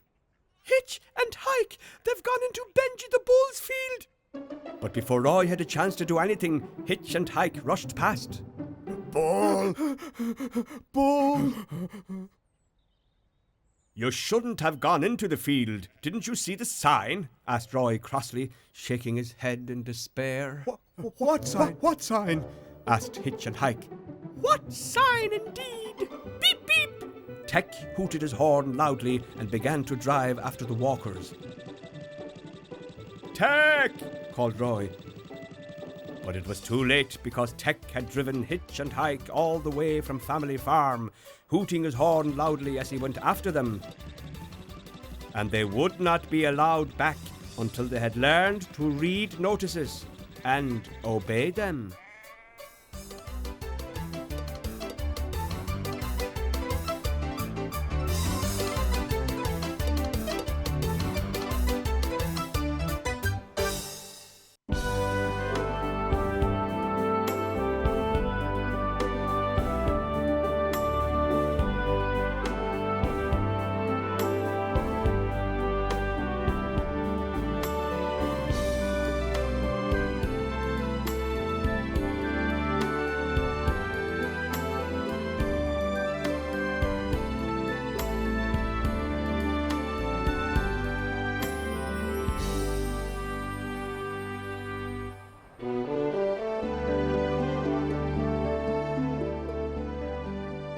Spring had come to Family Farm, and Roy had been very busy ploughing the fields, getting them ready for sowing and planting. Tec was going to be very busy too, busy planting vegetables in the back garden with Molly. As he approached the house, who should he see but Katy? "What are you eating, Katy?" asked Tec. "Sweets, of course," said Katy as she chewed and chewed. "Sweets? What are sweets?" "Toffees, fruit gums, jelly beans." "Look," said Katy, "these are sweets." "They're like little coloured balls," said Tec. "And they're very nice too," said Katy. "Would you like to try one?" No, thank you." Come to think of it, tractors, large or small, do not eat sweets of any kind. "Do you want to come to the garden to sow vegetable seeds?" asked Tec. "Oh, yes, please," said Katy, and they both raced off to the garden.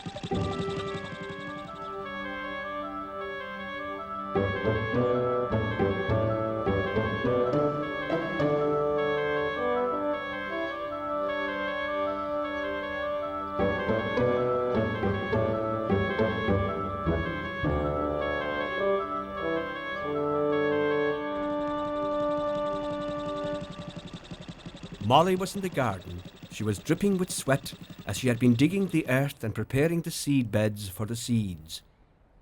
"What are you going to plant first, Mom?" asked Katy. "The beets? The carrots? The cabbage? Lettuce? Radish? Or the peas?" "Wait a minute. Yes, I think we'll plant the peas first," said Molly. "How do you plant peas?" asked Tec. "Oh, it's quite easy, really. First you prepare the bed of earth, like this. Then you place the peas neatly in position.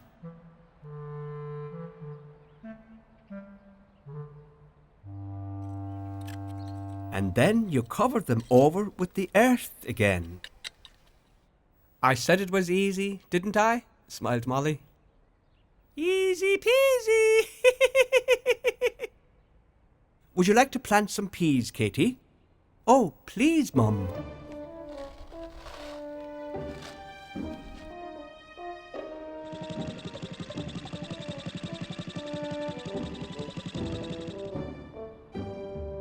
And after Katy had placed the peas in neat rows, she covered them with earth.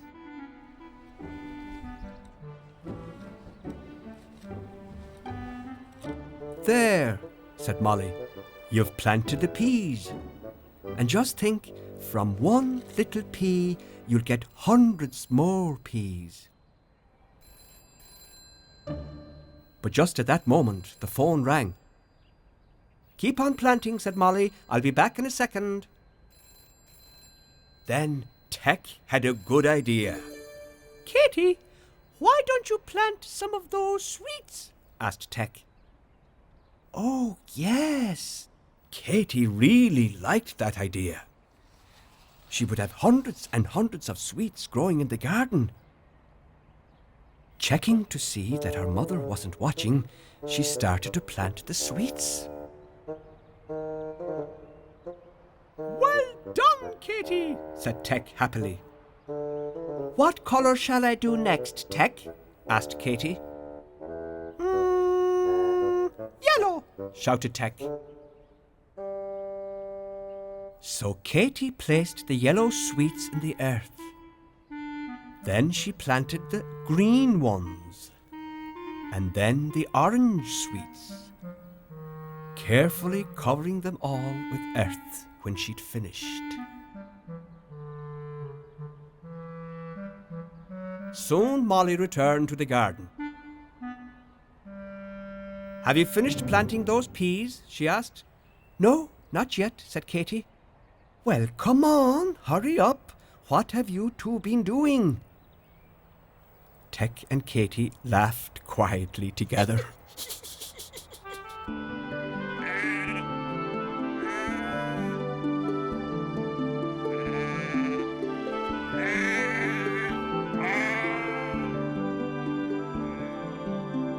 "That's it, all done," said Molly, as she reached the end of the last row. And in 3 months, when the peas had grown into plants and ripened, Katy and Tec would be able to come and gather bucketfuls of delicious peas and sweets, whispered Katy to Tec.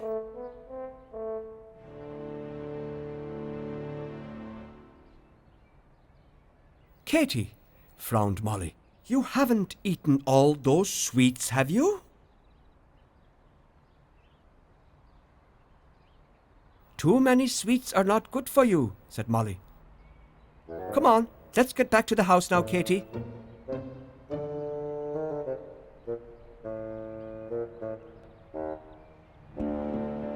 Tec looked at the earth in despair, wondering how he and Katy would hide all the sweet plants from Molly when they had grown.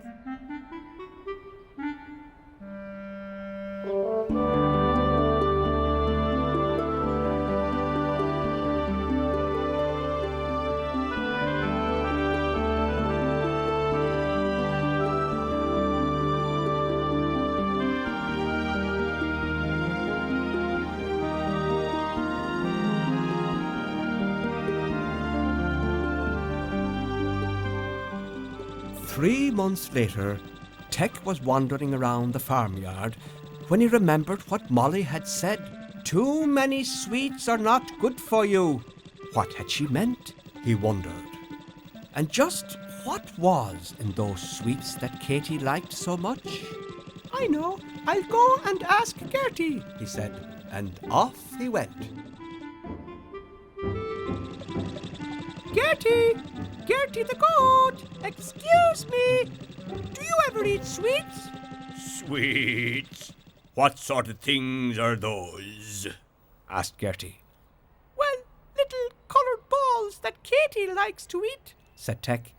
No, I don't eat stuff like that. I prefer good green grass and hay and leaves, said Gertie. Oh, I see. But what about Henry the horse?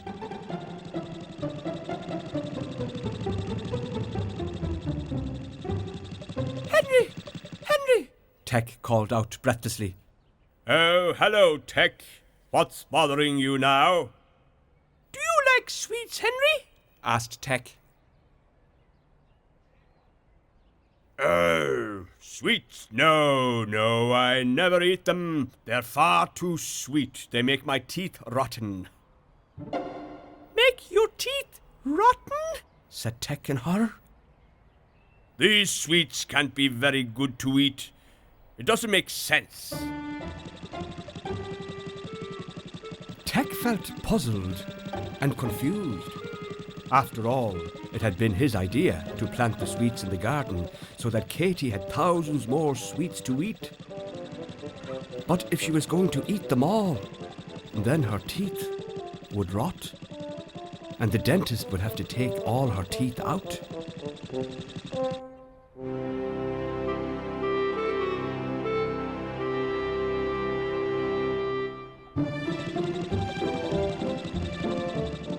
When Tec arrived at the garden, ready to count the sweet plants, he was very surprised to find nothing at all. There wasn't one sweet plant there. Galloping gaskets, where are they? He asked himself frantically before he went to search for them amongst the peas. The peas had grown high, climbing the wire frame, and were very heavy with pods, lots and lots of them.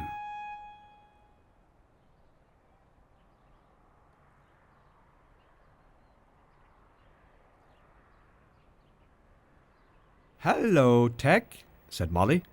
Hello, Molly. The peas are looking very well, aren't they? Said Tec. Yes, they are, but isn't it strange, said Molly, that these peas in this little patch haven't grown at all? I wonder why. And who should come out but Katy? Have the sweets grown yet, Tec? Asked Katy before she could see her mother behind the little red tractor. Have the sweets grown? Frowned Molly as she got up. Tec began to explain. Do you remember when we were planting the peas and the phone rang and you asked us to go on planting more peas? Yes, said Molly. Well, we didn't plant peas. We planted sweets. Planting sweets? Oh my goodness, laughed Molly. Why? What's the matter, Molly? Asked Tec. Let's see what happened to them, said Molly, and she began to dig for the sweets. But all that they saw was some dirty round things that had lost all their colour.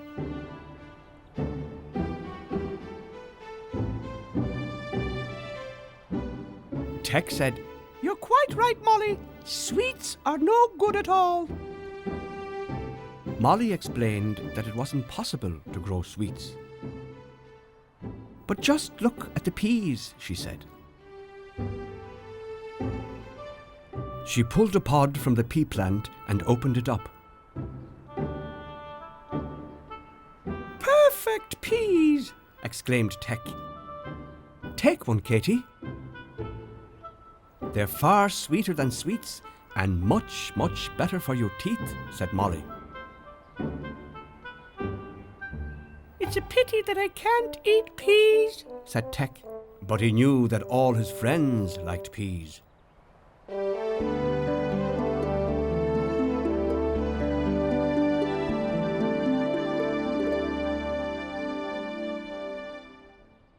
Katy picked a pile of peas. Let's go and visit Gertie and Henry, suggested Tec, and off they went.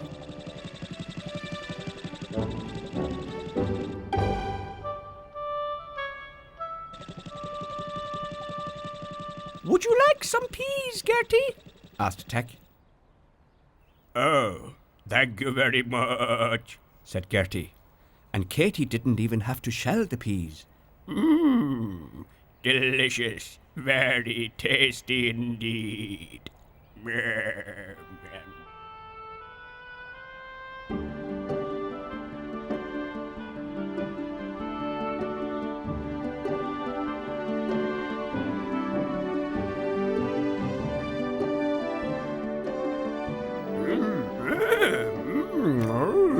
Thank you very much, Katy.